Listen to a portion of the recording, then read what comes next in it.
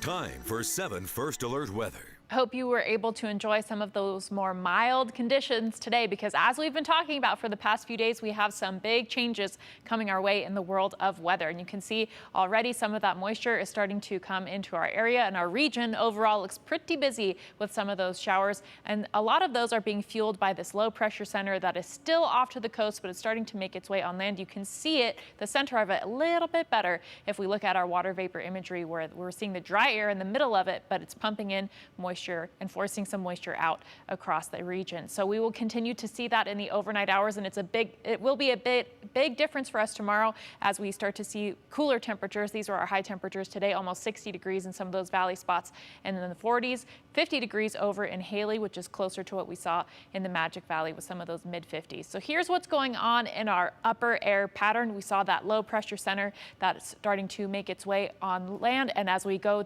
into the overnight hours, we will see that continue to migrate that way. It's bringing in some colder air with it, and that will make for some gusty conditions as well. You can see a lot of these wind particles here that we are going to see that the pressure gradient creates some of those gusty conditions tomorrow. So that's what's going to be most noticeable for you tomorrow, because these winds have the potential to be damaging. It's right on the borderline of some damaging winds with gusts up to 50 miles an hour. We will continue to see some of those, again, gusty conditions, mainly towards the Magic Valley spots is where I'm looking at seeing some of those highest gusts. We'll also see valley rain and chances of mountain snow, about 1 to 3 inches. So let's step through these wind conditions. You can see even in the early morning hours, we're going to see some of those gusts get close to 25 miles an hour in the valleys. Mountains, you won't so much notice the wind, but check out some of those gusts for those Magic Valley spots in the afternoon, definitely getting on the stronger side. So if you have a patio umbrella that's still outside, or maybe a tree branch that looks like it may fall down soon, these winds may make that happen. So here's what we're looking at for your Sunday.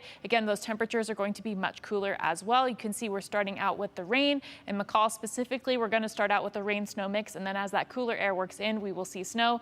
Haley, we're going to see a rain-snow mix and then switch to rain. But again, I think the wind is going to be what's most impactful. So here's what we're expecting with that moisture. You'll notice it may wrap up in some spots before you even wake up. So if it starts after you go to sleep and exits before you wake up, it's a pretty quick hitting system.